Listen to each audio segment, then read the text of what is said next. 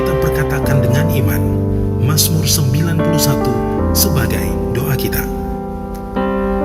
Dalam lindungan Allah, orang yang duduk dalam lindungan yang maha tinggi dan bermalam dalam naungan yang maha kuasa akan berkata kepada Tuhan, tempat perlindunganku dan kubu pertahananku, Allahku yang kupercayai.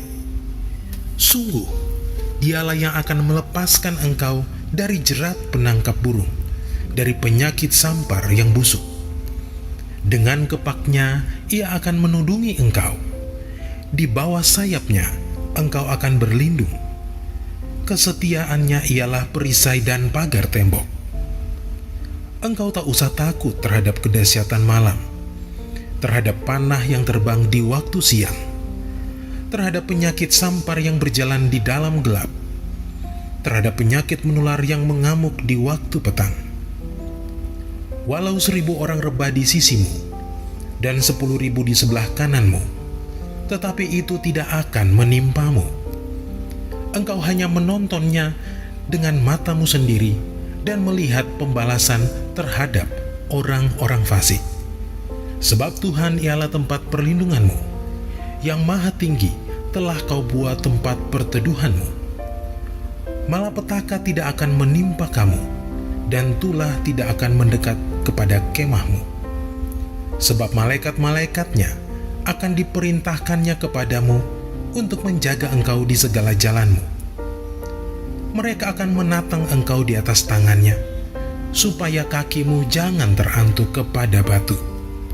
Singa dan ular tedung akan kau langkahi. Engkau akan menginjak anak singa dan ular naga. Sungguh, hatinya melekat kepadaku, maka aku akan meluputkannya. Aku akan membentenginya, sebab ia mengenal namaku. Bila ia berseru kepadaku, aku akan menjawab. Aku akan menyertai dia dalam kesesakan. Aku akan meluputkannya dan memuliakannya. Dengan panjang umur akan kukenyangkan dia, dan akan kuperlihatkan kepadanya keselamatan daripadaku. Shalom semuanya, senang kita jumpa kembali. Kali ini kita akan bahas tentang nubuat dalam gereja masa kini. Mungkin kita pernah bertanya-tanya, buat apa sih nubuat? Apalagi buat gereja masa kini. Kan sudah ada Alkitab sebagai pegangan firman Tuhan. Lalu seberapa penting nubuat bagi gereja masa kini? Dan dari mana kita bisa mendapatkan nubuat tersebut? Serta bagaimana kita menguji sebuah nubuat? Mari kita bahas. Pada zaman Perjanjian Lama, nubuat disampaikan oleh para nabi yang diangkat Tuhan sendiri. Bentuknya berupa pesan, arahan, maupun peringatan Allah atas umat sehingga mereka bertobat dan hidup dalam kehendak-Nya. Mendengar dan melakukan yang disampaikan para nabi sama artinya dengan melakukan perkataan Allah. Oleh karena itu, pesan ini punya otoritas yang bisa dicatat dalam kitab para nabi sebagai firman Tuhan dalam Alkitab. Dalam Perjanjian Baru, ada juga orang-orang yang punya jabatan nabi seperti Yudas dan Silas dalam Kisah 15 ayat 32, Agabus dalam Kisah 21 ayat 10, dan beberapa lainnya. Tapi bobot pesan yang disampaikan oleh Nabi Perjanjian Baru berbeda dengan Nabi Perjanjian Lama. Pada zaman Perjanjian Baru, Tuhan justru memilih dan mengutus para rasul sebagai media untuk menyampaikan pesan dan perkataannya. Pesan ini mendapat otoritas yang sama seperti nabi-nabi dalam Perjanjian Lama, sehingga apa yang mereka sampaikan punya nilai dan bobot kanon yang bisa dimasukkan sebagai firman Tuhan dalam Alkitab. Pada zaman ini, Allah memberikan jabatan dan karunia untuk bernubuat kepada umat pilihannya, sehingga kita tetap bisa mendengar dan mendapatkan nubuat. 1 Korintus 12 ayat 27-28 menjelaskan bahwa kita adalah tubuh Kristus dan masing-masing anggotanya mendapatkan karunia khusus dari Tuhan, baik sebagai rasul, nabi, pengajar, dan seterusnya. Biasanya, orang dengan jabatan nabi dan karunia bernubuat akan punya kemampuan untuk menangkap dan menyampaikan pesan berupa arahan, peringatan, maupun hal-hal khusus dari Tuhan, dan sifatnya pernyataan spontan. Kata pernyataan dalam 1 Korintus 14 ayat 37 berasal dari kata apokalipto, yang berarti penyingkapan. Berkenaan dengan hal tersebut, ada 5 poin penting yang harus diperhatikan. Pertama, pernyataan datang secara spontan, bukan sesuatu yang dibuat-buat karena ada pemikiran atau persiapan sebelumnya. 2, pernyataan datang secara pribadi kepada seseorang, bukan sesuatu yang timbul karena adanya situasi atau fenomena yang diketahui semua orang. 3, pernyataan datang dari Tuhan melalui Roh Kudus, bukan dari pikiran maupun kehendak pribadi. 4, pernyataan memberikan pengertian terhadap cara Tuhan memandang. Dan 5, pernyataan dapat dikenali sebagai sebuah pesan Tuhan oleh para nabi. Akan tetapi, karunia bernubuat yang dimiliki oleh nabi dalam Perjanjian Baru dan gereja zaman ini berbeda dengan nabi zaman Perjanjian Lama. Karena mereka tidak memiliki otoritas yang setara dengan para rasul.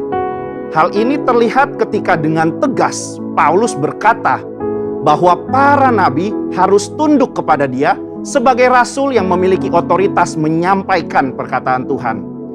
Dalam konteks zaman sekarang, kita memiliki Alkitab yang sudah lengkap Perjanjian Lama dan Perjanjian Baru. Oleh karena itu, nubuatan dari para nabi zaman ini harus tunduk pada otoritas Alkitab. Itulah sebabnya kita harus menguji setiap nubuat. Paulus secara khusus mengingatkan jemaat di Tesalonika untuk menguji isi nubuatan para nabi, meskipun ia sudah dikenal oleh jemaat.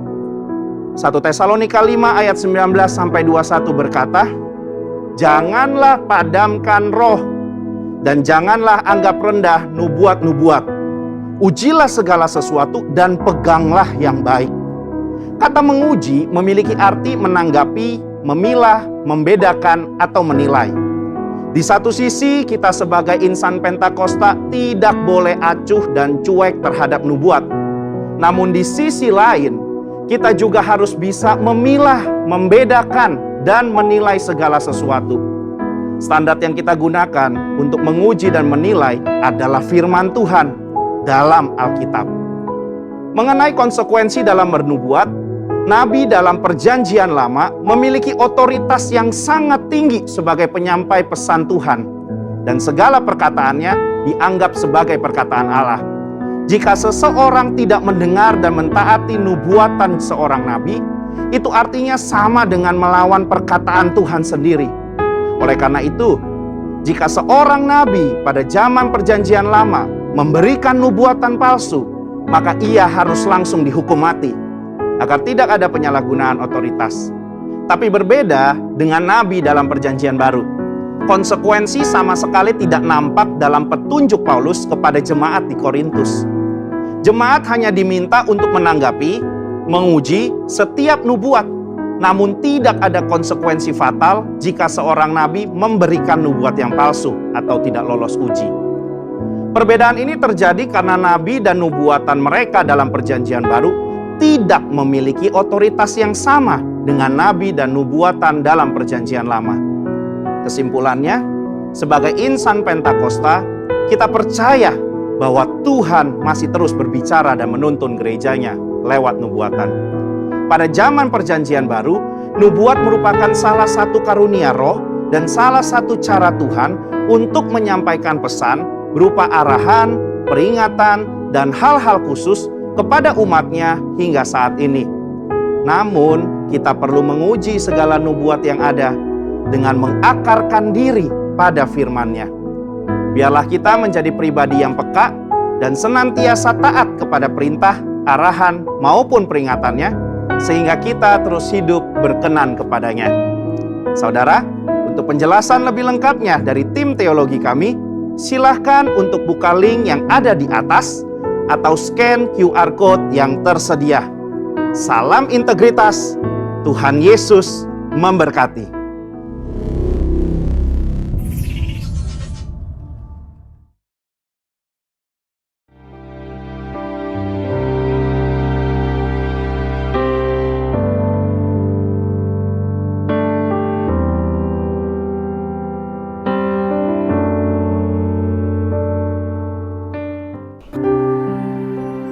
Shalom Bapak Ibu Saudara yang dikasihi Tuhan Yesus Kristus. Selamat hari Minggu Bapak Ibu Saudara. Hari ini kita kembali lagi dalam ibadah online. Kita sama-sama akan mempersiapkan diri untuk memuji dan menyembah Tuhan. Dimanapun Bapak Ibu Saudara berada, mari sama-sama kita siapkan hati di hadapan Tuhan. Kami mau menyembah-Mu ya Yesus. Terima kasih Tuhan. Haleluya.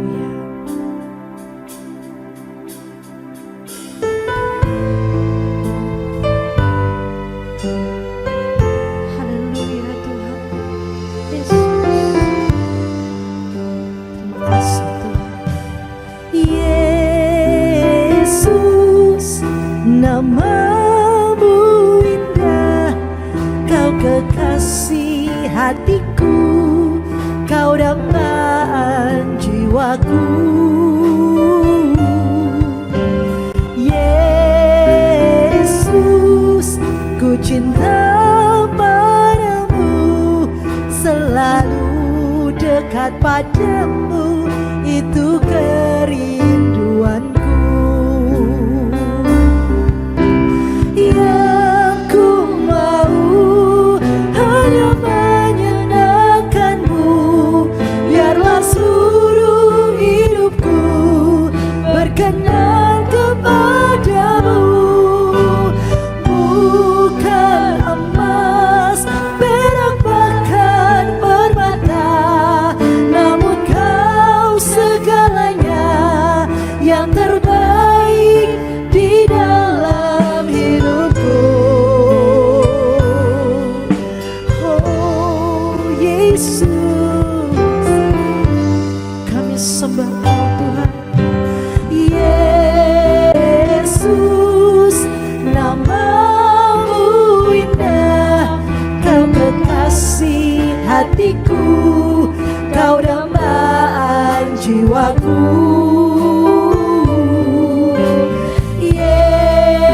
Yesus, ku cinta padamu, selalu dekat padamu, itu kerinduanku. Yang ku mau hanya menyenangkan-Mu, biarlah seluruh hidupku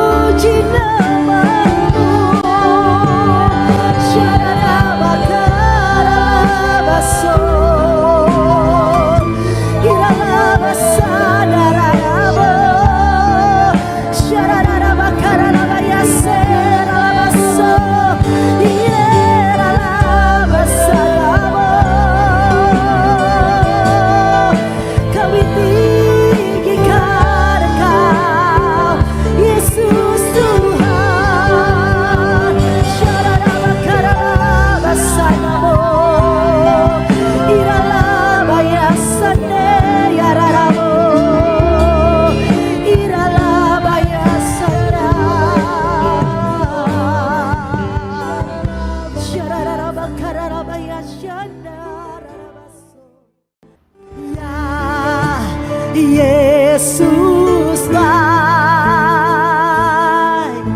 oh ya Yesus baik,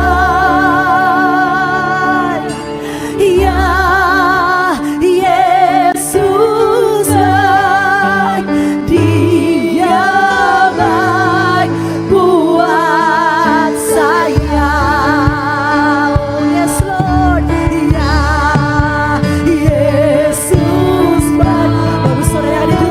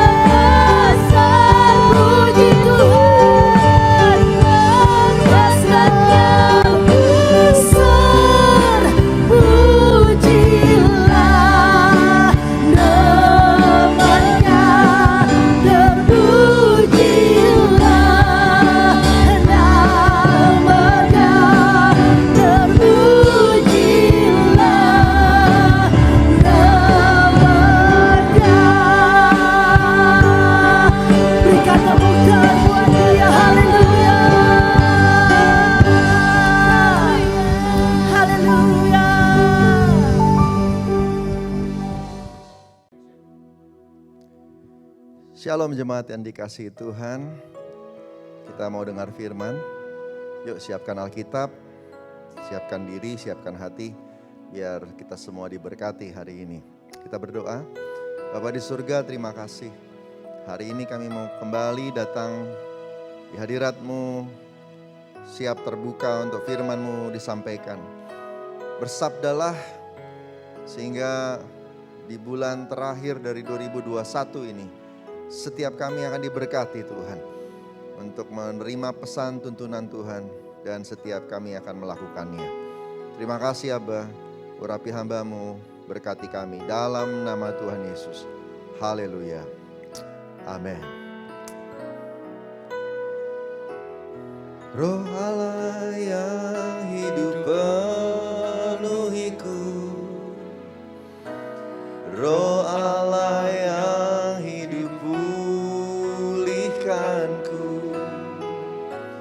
turunlah urapan ke atasku, membangkitkan kuasa-Mu. Roh Allah yang hidup penuhiku, ya Tuhan. Roh Allah yang hidup pulihkanku, turunlah urapan ke atasku, membangkitkan kuasa-Mu, membebaskan hidup yang terbelenggu, memulihkan hati mereka yang terluka, serta mencelihkan mata yang buta. Jadikan hidupku alam-Mu, dipenuhi urapan baru, menyatakan kebesaran kuasa-Mu, membebaskan hidup yang terbelenggu, pulihkan hati mereka yang terluka, serta mencelihkan mata yang buta. Jadikan hidupku alam-Mu, dipenuhi urapan baru, menyatakan kebesaran kuasa-Mu.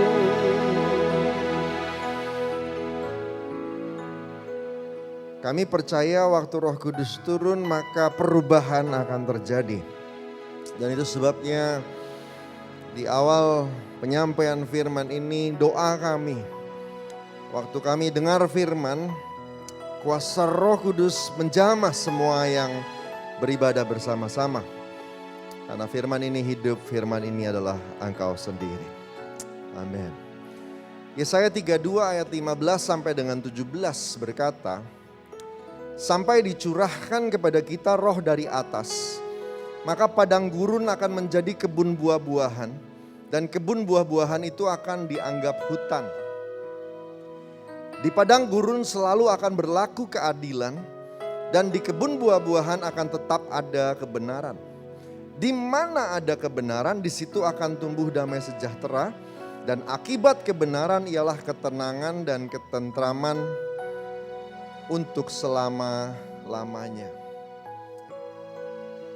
Bapak Ibu Saudara yang dikasihi Tuhan, firman Tuhan mau sampaikan kepada kita perubahan baru terjadi kalau Roh Kudus dicurahkan. Roh itu yang harus ambil inisiatif, ambil peran. Roh Kudus yang harus melakukan peran ini untuk mengubah hidup kita yang seperti padang gurun. Perlu pencurahan Roh Kudus. Itu sebabnya Pentakosta harus terjadi. Pentakosta pertama sudah terjadi, tapi perubahan belum maksimal. Tuaian belum besar-besaran. Belum menggenapi seluruh janji Tuhan. Amanat agung belum selesai. Itu sebabnya ada Pentakosta kedua. Ketika semuanya terjadi lebih banyak lagi, lebih hebat lagi, tapi belum selesai juga. Itu sebabnya ada Pentakosta ketiga. Dan kita percaya ini yang terakhir, menjelang kedatangan Tuhan yang kedua. Kenapa harus roh itu dicurahkan? Karena itu ketetapan Tuhan. Manusia semuanya berasal dari daging. Atau hari ini kita semua hidup dalam daging. Perlu yang ilahi datang untuk mengubah kedagingan ini. Sehingga kita semua siap untuk menerima janji Tuhan yang ilahi. Yang roh sifatnya. Spiritual sifatnya. Nah Bapak Ibu Saudara dikasih Tuhan, roh itu harus dicurahkan. Dicurahkan dan kita semua menerima itu. Disirami oleh Roh Kudus itu. Ini ketetapan Tuhan sendiri. Nah ayat ini mau sampaikan bahwa roh itu bukan diberikan setengah-setengah. Tetapi diberikan bertahap. Supaya kita siap menerimanya, tapi pasti akan diberikan dengan total, dengan utuh. Tahu dari mana saudara dikasih Tuhan? Dari kata dicurahkan. Di ayat 15 dari Yesaya 32 yang tadi saya baca. Itu dipakai kata dicurahkan, pour out. Bahasa Ibraninya aurah. Aurah itu artinya gini, dituang sampai habis. Jadi waktu roh itu dicurahkan dia gak langsung dikasih semuanya. Tapi dia dilepaskan bertahap. Dituang, tapi pasti sampai habis. Dituang pasti sampai semuanya. Sampai terjadi penyingkapan. Sampai terjadi perubahan. Pasti nanti. Tapi sesuai dengan kasih karunia Allah, Tuhan pelan-pelan lepaskan. Berikan, dicurahkan, dituang. Sekarang belum habis, dia masih terus, dia masih terus, dia masih terus. Dan ini cocok seperti yang disampaikan oleh gembala sidang kita yang mengatakan bahwa Pentakosta ketiga sudah dimulai, tapi belum sampai di puncaknya. Dicurahkan roh dari atas. Ini sedang terjadi saudara. Proses dituang sedang terjadi. Dan kita semua sedang melihatnya. Nah kalau kelihatannya seperti kita belum melihat dampak terlalu banyak, itu mungkin karena pelan-pelan sedang dicurahkan. Tapi pasti akan terjadi sesuatu. Pasti akan mulai disusul oleh banyak perubahan. Nah kita yang mesti ikut menggenapinya Bapak Ibu. Kata dipenuhi oleh Roh Kudus dalam bahasa aslinya Ibrani, itu memakai kata malee. Malee itu artinya gini, dikonfirmasi oleh atau dibuktikan oleh. Kenapa? Karena Roh Kudus gak kelihatan. Yang kelihatan itu manifestasinya. Yang kelihatan itu adalah akibatnya. Tuhan gak kelihatan, tapi akibat kehadirannya kelihatan. Kalau Tuhan hadir kita gak bisa lihat dia masuk ruangan, dia masuk ke tubuh, kita gak bisa lihat. Tapi kalau dia datang, kalau dia hadir ada akibatnya. Ada dampaknya dan dampaknya itu yang kelihatan. Orang sakit jadi disembuhkan, ada orang terikat jadi dilepaskan. Kita semua tiba-tiba merasakan kelegaan, tiba-tiba kita merasakan kelengkapan, dikonfirmasi oleh. Itu artinya dipenuhi Roh Kudus. Bukti. Ada buktinya. Ada buktinya. Itu sebabnya kenapa Yesaya mengatakan kalau roh itu dicurahkan padang gurun akan berubah jadi kebun buah-buahan. Perubahan itu adalah bukti. Katakan sama-sama bukti. Perubahan itu adalah bukti. Dan pasti terjadi. Harus terjadi karena itu janji Tuhan. Karena itu janji Tuhan. Saya tidak tahu keadaan Bapak Ibu Saudara hari ini. Mungkin ada yang sedang bermasalah di keluarga.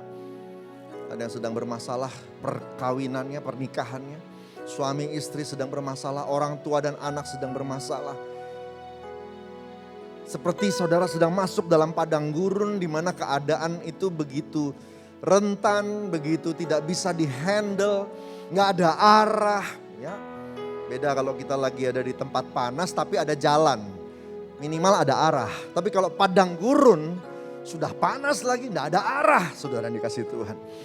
Anda bingung mau kemana, penuh dengan ketidakpastian. Tapi dengar hari ini, kalau roh itu dicurahkan, padang gurun akan berubah menjadi kebun buah-buahan. Amin, saudara yang dikasih Tuhan. Ya. Ada buktinya. Makanya dikatakan buah, karena buah adalah bukti. Ada akibat yang terjadi. Dan hari-hari ini adalah hari-harinya roh itu dicurahkan. Yang bersuka cita katakan amin. Nah sekarang apa itu akibat? Apa itu buah?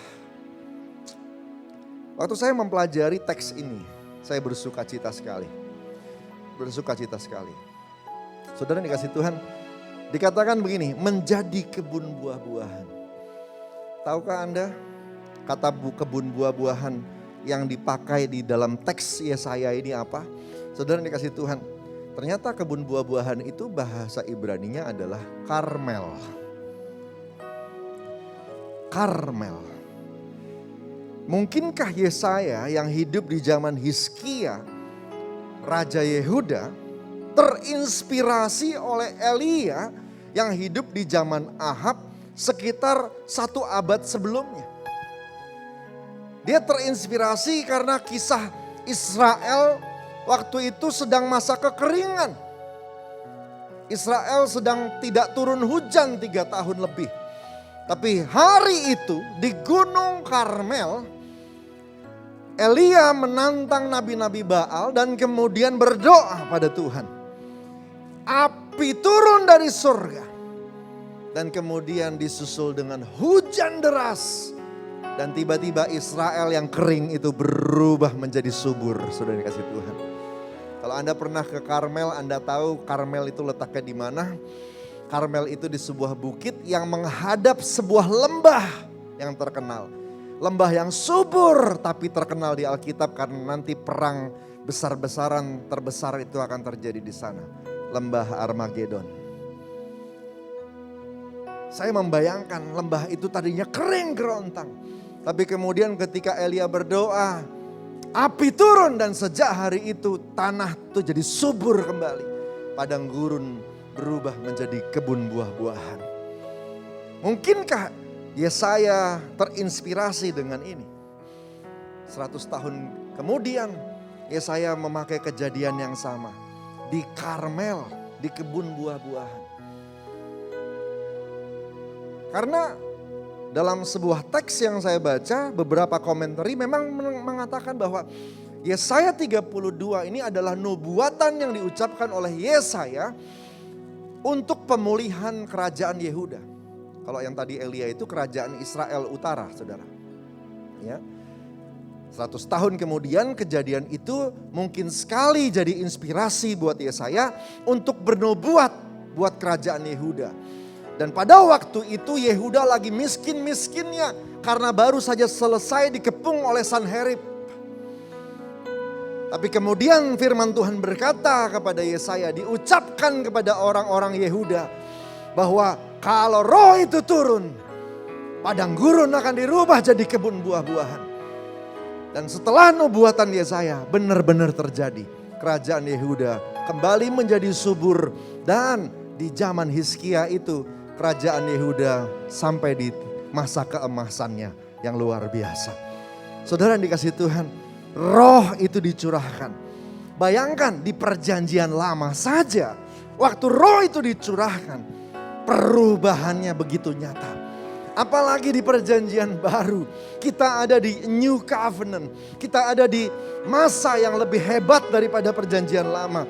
Roh itu sedang dicurahkan. Pasti akan berubah menjadi kebun buah-buahan, semua padang gurun dalam hidup kita. Bahkan akan sampai kepada hutan, sampai seperti hutan. Menjadi hutan dalam bahasa Ibrani Ya'ar. Menjadi tempat yang lebat. Lebat, ada perubahan, katakan sama-sama perubahan. Saya mau mengajak kita semua. Di akhir tahun ini, mari mulai memperkatakan yang baik. Kuasa, roh itu sedang turun. Tapi jangan diam. ambil waktu ini, ambil momen ini. Mulai banyak berdoa tiap hari, tiap malam. Ambil kesempatan bernubuat untuk keluargamu. Bernubuat untuk ekonomimu. Bernubuat untuk keluarga, untuk pekerjaan, untuk karir. Dan mulai memperkatakan, kalau roh itu turun, padang gurun akan berubah menjadi kebun buah-buahan. Katakan amin. Saudara yang dikasihi Tuhan, di ayat 16. Kalau kita baca ayat 16. Seolah-olah ayat itu hanya menegaskan saja apa yang diucapkan di 15. Sesudah diceritakan tentang roh yang turun dari atas, padang gurun berubah menjadi kebun buah-buahan. Ayat 16 dibilang begini, di padang gurun selalu akan berlaku keadilan dan di kebun buah-buahan akan tetap ada kebenaran. Seolah-olah seperti hanya menegaskan apa yang terjadi di ayat 15. Tapi waktu saya baca teks aslinya, dalam satu versi bahasa Inggris, saudara, di beberapa versi hampir sama, tapi ada beberapa versi lagi yang menegaskan hal yang berbeda, saudara yang dikasih Tuhan. Di sana dibilang begini, ini merupakan janji Tuhan bahwa bila kebun buah-buahan itu terjadi, maka keadilan atau mispat, bahasa aslinya dipakai mispat, itu akan ditinggalkan Tuhan di padang gurun.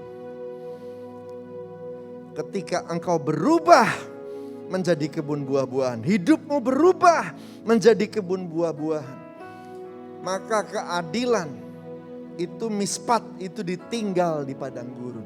Saya agak bingung waktu membacanya. Tapi rupanya saudara, mispat itu punya dua arti. Yang pertama keadilan, tetapi arti kedua penghakiman, judgment. Jadi ketika roh itu turun, kita dibebaskan dari penghukuman. Penghukuman ditinggal di padang gurun. Karena engkau sekarang sudah menjadi kebun buah-buahan. Amin saudara. Saudara yang dikasih Tuhan, maka hanya ada kebenaran. Wow, luar biasa. Kalau roh itu turun pasti ada buah dalam hidup kita. Saya bernubuat hari ini bahwa semua anak-anak Tuhan yang beribadah bersama-sama mendengar firman saat ini, Roh Kudus yang sedang turun dalam hidupmu saat ini, mengubah semua padang gurunmu menjadi kebun buah-buahan. Hidupmu menjadi hidup yang produktif. Hidupmu menjadi hidup yang berbuah. Dan buah yang pertama yang perlu ada dalam hidup kita adalah buah pertobatan. Penting untuk buah pertobatan. Pertobatan itu bukan keharusan. Dengar, kalau kita ngerti kuasa dari pertobatan, maka kita akan melihat pertobatan bukan kewajiban. Pertobatan itu kebutuhan. Amin saudara, kebutuhan.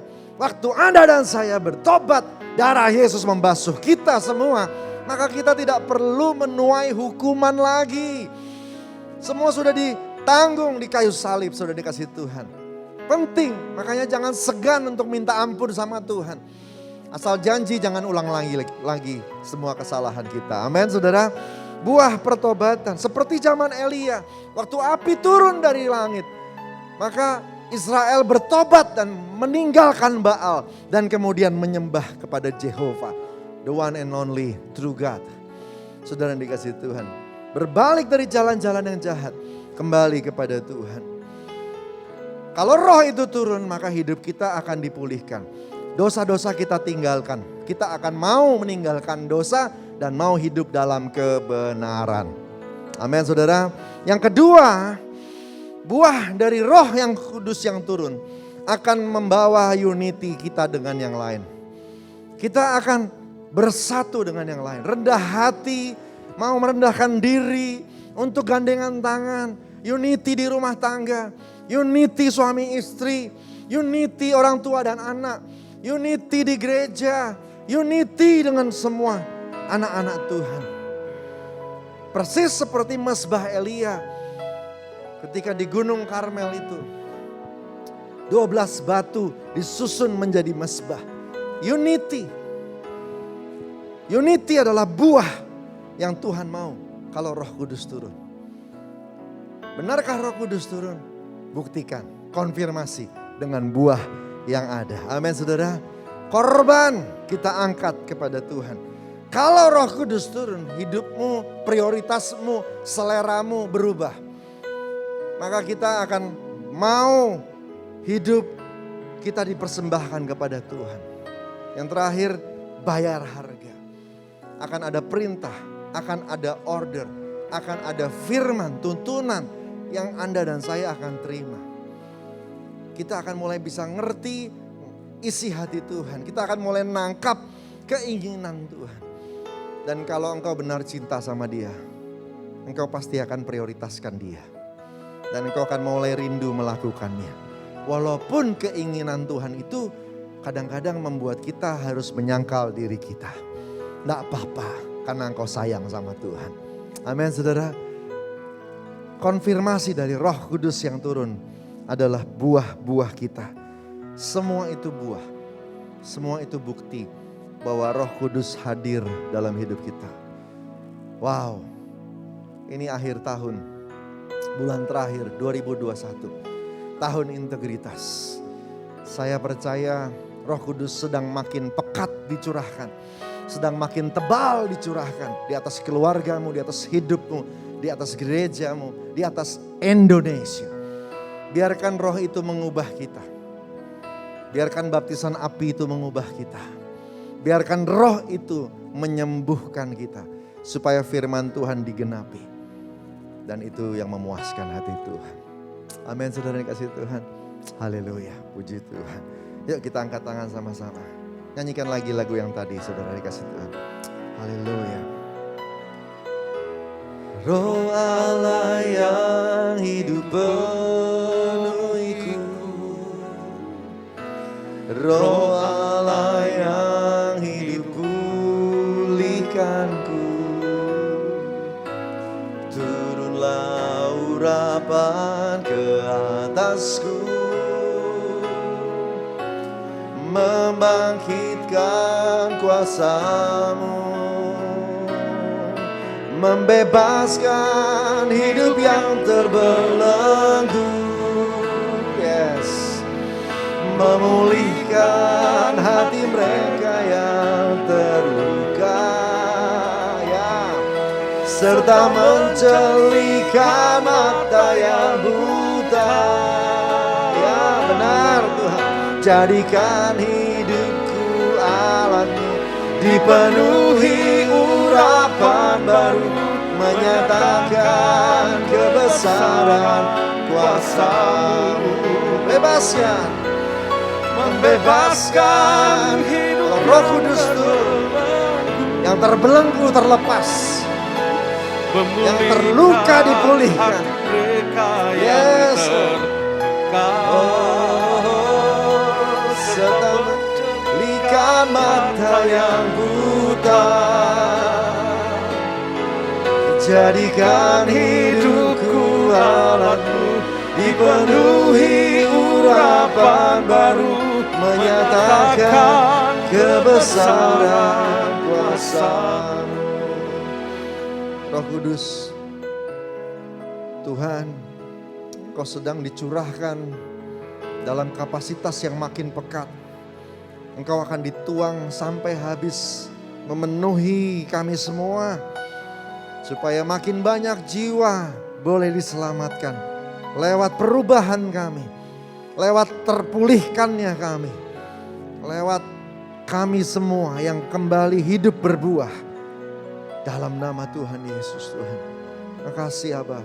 Aku berdoa buat semua anak-anak-Mu. Kau jamah satu-satu ya Tuhan saat ini. Mari saudara angkat tangan saudara. Tuhan jamah mereka semua. Mereka yang mengakses Tuhan ibadah ini. Biarlah semua mereka boleh diberkati. Baik yang onsite, baik yang online. Tuhan jamah keluarga-keluarga. Pulihkan dalam nama Yesus Tuhan. Dalam nama Tuhan Yesus Tuhan. Sembuhkan yang sakit. Konfirmasi bahwa Roh itu sedang turun. Biar terjadilah perubahan saat ini. Dalam nama Tuhan Yesus, berkati semuanya. Terima kasih Abah, terima kasih. Makasih, lawat semuanya, pulihkan. Suami istri pulihkan, orang tua anak pulihkan. Hamba-hambamu semuanya. biar jadi manusia yang baru di hadapan Tuhan. Terima kasih Bapa. Padang gurun berubah jadi kebun buah-buahan, bahkan menjadi hutan. Karena buah-buah yang dihasilkan begitu banyaknya, seperti buah-buah sebuah kebun, buah-buah yang dihasilkan sebuah hutan dalam hidup kami. Berlimpah-limpah dalam nama Tuhan Yesus. Terima kasih Abah. Terima kasih. Dalam nama Tuhan Yesus. Haleluya. Amin. Kita akan masuk dalam perjamuan kudus.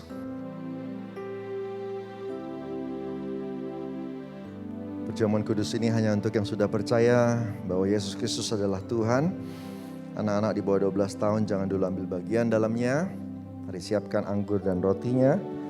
Siapkan hati kita dan kita akan lakukan dengan benar. Supaya waktu kita melakukan perjamuan kudus kita diberkati. Tuhan yang baik, ampuni kami. Kami semua tidak sempurna. Biar kami punya buah pertobatan. Tolong kami, tilik hati kami, selidiki ya Tuhan. Roh Kudus bicara, kasih tahu kalau ada kesalahan, supaya kami bereskan. Ora baya syanda bataka barada bataka baya shikara barada barada barada barada baya shikara. Bicaralah Tuhan, kasih tahu pada anak-anak-Mu. Ora baya shikara barada barada barada. Yesus, kalau ada kesalahan, mari akui di hadapan Tuhan. Kalau ada ganjalan dengan sesama, mari bereskan dan dengan mengampuni semua yang menyakiti. Biar hari ini kita semua dipulihkan. Oh, nabaya syada barala barala barala barala barala barala barala barala. Sikarada baranika manani amatana nabataka barala barala. Yesus, Yesus, Yesus. Kasih Tuhan. Makasih Tuhan. Makasih. Engkau Allah yang setia dan adil sesuai dengan firman-Mu 1 Yohanes 1 ayat 9. Kalau kami sudah mengakui membereskannya di hadapan-Mu, Engkau mengampuni kami bahkan menyucikan kami dari segala kejahatan. Terima kasih Tuhan, terima kasih. Makasih. Makasih Tuhan. Haleluya, haleluya. Kita angkat roti di tangan kanan kita sama-sama. Sebab apa yang telah kuteruskan kepadamu telah aku terima dari Tuhan. Yaitu bahwa Tuhan Yesus pada malam waktu Ia diserahkan mengambil roti. Sesudah itu Ia mengucap syukur atasnya. Ia memecah-mecahkannya dan berkata, inilah tubuhku yang diserahkan bagi kamu. Perbuatlah ini menjadi peringatan akan aku.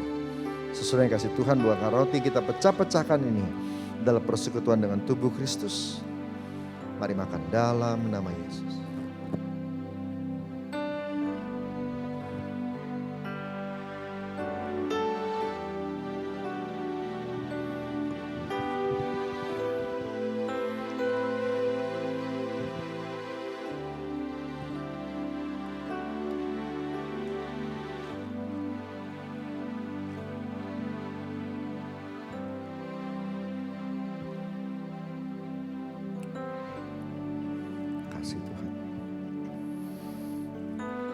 Kita angkat cawan di tangan kanan kita.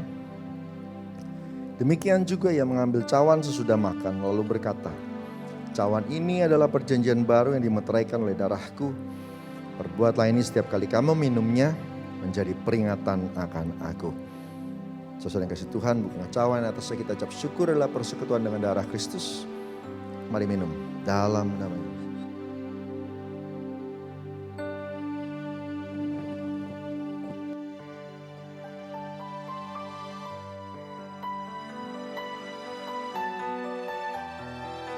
Terima kasih Tuhan, terima kasih Abah. Oh, syukur bagimu, terima kasih Tuhan. Syada barala barala barala barala barala barala baya syada barala barala barala barala barala barala baya barala barala baya. Oh, terima kasih, terima kasih. kasih Yesusku, terima kasih Yesusku. Puji syukur hanya bagi Tuhanku. Terima kasih Yesusku, terima kasih Yesusku. Puji syukur hanya bagi Tuhanku. Puji syukur hanya bagi Tuhanku. Puji syukur hanya bagi Tuhanku. Haleluya.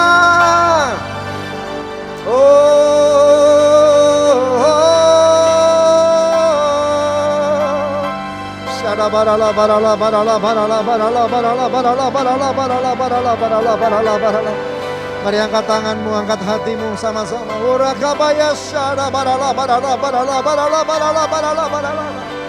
Tercurahlah roh dari atas, mengubah semua padang gurun menjadi kebun buah-buahan. Jamah semuanya, jamah semuanya.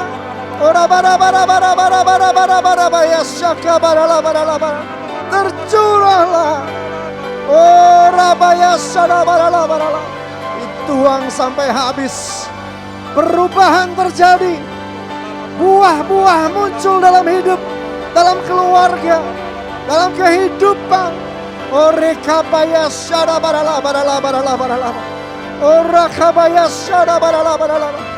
Oh Jesus, Jesus, Jesus. Mujizat-Mu nyata Tuhan. Kehadiran-Mu terbukti, terkonfirmasi di dalam nama Tuhan Yesus Tuhan. Terima kasih Abang. Terima kasih Tuhan. Terima kasih Tuhan Yesus. Terima kasih. Kami dan keluarga kami diubah oleh Roh-Mu. Tuhan yang baik melakukannya, karena Engkau yang menjanjikannya. Terima kasih Bapak. Terima kasih Tuhan Yesus. Terpuji nama Tuhan. Terpuji nama Tuhan. Kita beri tepuk tangan buat Tuhan Yesus yang baik. Haleluya. Haleluya. Haleluya. Orabaya syadabarala. Dalam nama Yesus. Amin. Amin. Kita akan terima doa berkat. Mari angkat hati kita sama-sama. Kekasih-kekasih Tuhan, masuklah dalam kehidupanmu sehari-hari. Berjalan dalam pimpinan Roh Kudus. Engkau akan melihat terobosan terjadi. Seminggu ini akan jadi seminggu yang diberkati. Bahkan bulan ini akan jadi bulan yang penuh rahmat dan berkat. Janji-janji Tuhan digenapi. Pintu yang tertutup dibuka Tuhan. Di dalam nama Tuhan Yesus, kesembuhan jadi milikmu. Pembelaan datang buatmu. Di dalam nama Tuhan Yesus, doamu dijawab oleh Tuhan. Terima berkat berlimpah-limpah dari Allah Bapa di surga. Kasih karunia setia dari Tuhan Yesus. Persekutuan manis dengan Roh Kudus menyertai kita semua. Dari hari ini sampai Maranatha. Sampai selama-lamanya. Yang diberkati Tuhan, sama-sama katakan amin. Amin. Tuhan berkati, selamat hari Minggu.